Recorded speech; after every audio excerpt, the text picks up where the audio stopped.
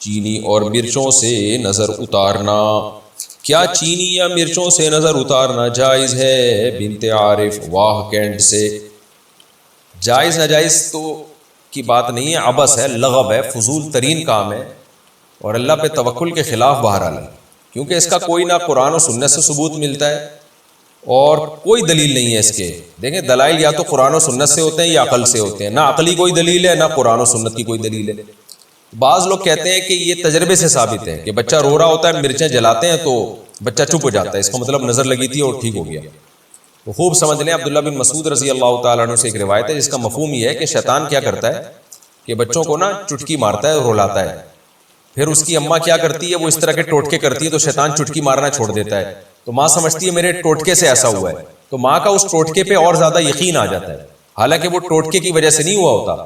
وہ اس لیے ہوا ہوتا ہے کہ شیطان جب آپ ٹوٹکا کرتے ہیں بچے کو تنگ کرنا چھوڑ دیتا ہے تاکہ آپ کا ٹوٹکے پہ یقین آئے. تو بار بار شیطان کرے گا، بار بار آپ ساری زندگی مرچیں ہی جلاتے رہو گے بیٹھ کے. تو اس کا حل یہ کہ بچہ رو رہا ہے تو یہ ٹوٹکے نہ کریں، آپ یہ حرکتیں اوٹ پٹانگ نہ کریں. مرچوں کا بچے کے رونے سے، انگریزوں کے بچے بھی تو روتے ہیں نا، وہ کیا جلاتے ہیں؟ عربوں سعودی عرب میں بھی تو بچے روتے ہیں، وہ کیا جلاتے ہیں؟ تو یہ انڈیا پاکستان میں ہی کیوں مرچوں کو برباد کر رہے ہیں آپ؟ تو فضول حرکت ہے، چھوڑ دیں اس کو. میرے اللہ کا شکر ہے، اللہ کی دین ہے، میں تکبر میں نہیں کہہ رہا اور کوئی شو مارنے کے لیے نہیں کہہ رہا. اللہ نظر بد سے بچائے. میرے 15 بچے ہیں الحمدللہ، آج تک ہم نے نہیں کسی بچے پہ مرچیں جلائیں. ہمارے بچے بھی اللہ کے فضل سے بڑے ہو گئے، تو کچھ چھوٹے ہیں کچھ بیچ میں ہیں، کوئی بڑے ہونے کی کوشش میں لگے ہوئے ہیں. تو ہر طرح کے بچے الحمدللہ ہیں. تو ہم تو نہیں یہ حرکتیں فضول قسم کی، نہ ہم نے کبھی پی لی ہے کہ جھڑوایا، نہ کبھی جوتے دلوائے ان کے گردن میں. یہ اللہ نے ہمیں ان فضول چیزوں سے محفوظ رکھا ہوا ہے. کوئی بچہ بیمار ہو جائے اللہ سے دعا مانگتے ہیں، ڈاکٹر سے علاج کراتے ہیں، ڈاکٹر سے یا ہم کبھی ہومیوپیتھک، کبھی حکیم، کبھی ایلوپیتھک ڈاکٹر، یہی چل رہا ہے اور اللہ کا فضل ہے جی. تو اس لیے جو ان ٹوٹکوں میں پڑے گا برباد ہو جائے گا. اور ہم نے دیکھا ہے ہمارے جو ریلیٹو ٹوٹکوں میں لگے ہوئے ہیں وہ ٹوٹکے ہی ساری زندگی کرتے رہتے ہیں. آج فلانے کی مرچیں جل رہی ہیں تو کل سلبٹے گھوم رہے ہیں، پرسوں فلانا عامل آیا ہوا ان کے گھر میں سونگ سونگ کے جا رہا ہے، پتہ نہیں گند کر کے جا رہا ہے وہ عامل ان کے گھروں میں، اور آج فلانے نے کہہ دیا ان کے گھر میں یہ ہوا ہوا ہے، آج فلانے نے کہہ دیا. ساری زندگی عذابوں میں ہی گزرتی ہے ان کی. تو اللہ کے پر توکل کرو میرے بھائی. جب کوئی مسئلہ ہو، بچہ بیمار ہے، رو رہا ہے، زیادہ سے زیادہ سورہ فاتحہ، سورہ فلق، سورہ ناس پڑھ کے دم کر دو. اور کتنی اچھی دعا نبی صلی اللہ علیہ وسلم نے سکھائی ہے. حضرت حسن حسین پر آپ صلی اللہ علیہ وسلم وہ دعا پڑھا کرتے تھے، اعوذ بکلمات اللہ تامہ من کل شیطان وہامہ ومن کل عین لامہ. یہ نظر سے بچنے کی دعا ہے، یہ دعا پڑھ لیا کریں، بچے پہ دم کر دیا کریں، بس اتنا کافی ہے. مرچوں ویسی مہنگی ہو گئی ہیں اور ان چیزوں میں بھی مرچوں کو آپ کر رہے ہیں، تو آپ جلانا چھوڑ دیں، شیطان تنگ کرنا چھوڑ دے گا. ورنہ شیطان تو آپ کو پتہ ہے وہ آپ سے بڑی چیز ہے، وہ پھر ایسا کرے گا نا آپ کے ساتھ کہ آپ یاد رکھو گے، پھر مرچیں ہی جلاتے رہو گے اور پھر مرچوں سے آگے بڑھائے گا، کہے گا اب کچھ ہو گیا، اب عاملوں کو لے کر آؤ. پھر وہ آئیں گے گھروں میں سونگیں گے آپ کی بنیان اور چڑیاں. اللہ نے عاملوں پر یہ عذاب رکھا ہے کہ لوگوں کی بنیان اور چڑیاں سونگتے ہیں. نظر سے حفاظت کا طریقہ. نظر لگنے سے بچنے کے لیے کون کون سی حفاظتی تدبیریں اختیار کرنی چاہیے؟ محمد مجاہد مظفر گڑھ سے. بھائی ایک تو رات کو دعاؤں کا اہتمام کرنا چاہیے. سورہ فلق، سورہ ناس 3 دفعہ پڑھ کے اپنے اوپر دم کریں. ایسے سورہ فلق پڑھیں، سورہ ناس پڑھیں، پھونک مارا پوری باڈی پہ، یعنی ہاتھ پہ پھونک مارا، پوری جسم پہ پھینک لیا. اسی طرح اعوذ بکلمات اللہ تامہ من کل شیطان وہامہ ومن کل عین لامہ، یہ دعا پڑھنی چاہیے صبح و شام. 3 دفعہ پڑھ لیں، 5 دفعہ پڑھ لیں. اور جو چھوٹے بچے ہیں ان کو پڑھ کے بھی دم کر دیں. حدیث میں آتا ہے نبی صلی اللہ علیہ وسلم حضرت حسن حسین پر یہ رقیہ کیا کرتے تھے اس طرح سے. اور نظر سے بچنے کے لیے کچھ احتیاطی تدبیریں بھی ہیں. کوئی چیز بہت زیادہ اٹریکٹیو ہو، بہت ہی کوئی، یعنی نظر دیکھیں عام طور پہ جب لگتی ہے جب اچانک کوئی اچھمبے کی بات ہو جائے. جیسے آپ سائیکل پہ تھے، اچانک کروڑوں روپے آپ کے پاس آ گئے اور آپ کی بلڈنگیں بن رہی ہیں، تو ایک دم سے جو ہے نا جو کام ہوتا ہے تو لوگ پھر اس پہ نظر لگنے کا خطرہ ہوتا ہے. اپنی چیز کو آہستہ آہستہ ایکسپوز کیا جائے، آہستہ آہستہ لایا جائے.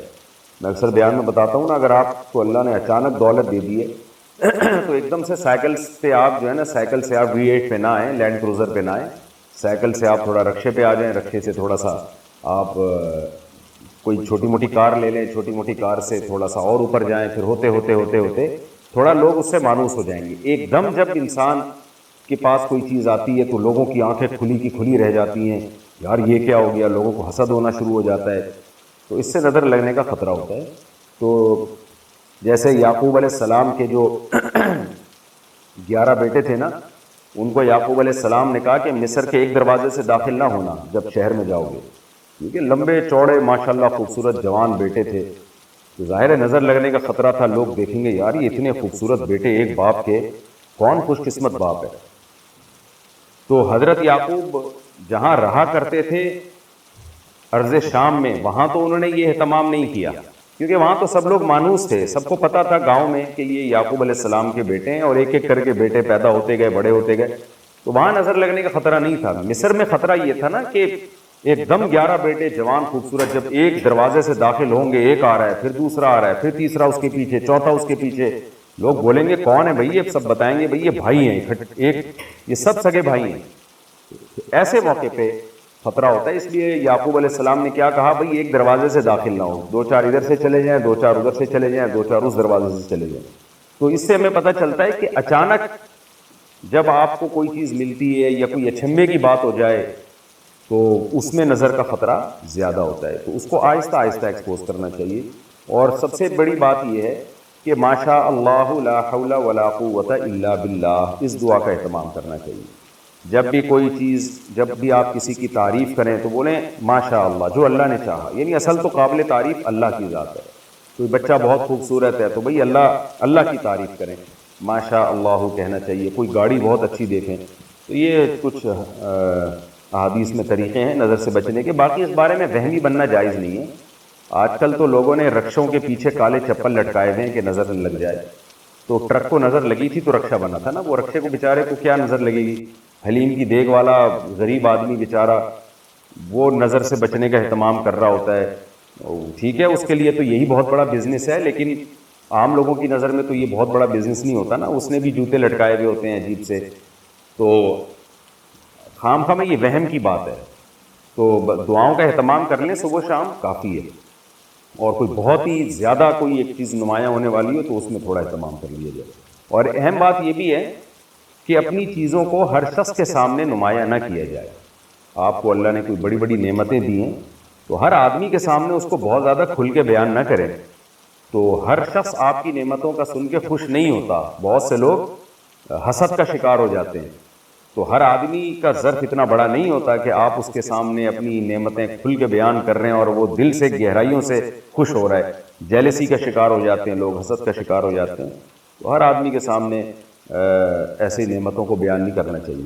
اور بعض دفعہ انسان کو اپنی نظر خود بھی لگ جاتی ہے، خود بھی بہت اترانا شروع کر دیتا ہے، تو اس کا بھی خیال کرنا چاہیے، اللہ کا شکر ادا کرنا چاہیے، اترانا نہیں چاہیے۔ کوئی نعمت ملی ہے بھائی اللہ نے دی ہے، اللہ چاہے تو چھین بھی سکتا ہے، اس لیے اترانے کی ضرورت نہیں ہے۔ جب یہ کنڈیشن رہتی ہے انسان کی تو پھر نظر لگنے کا خطرہ انشاءاللہ کم ہو جاتا ہے۔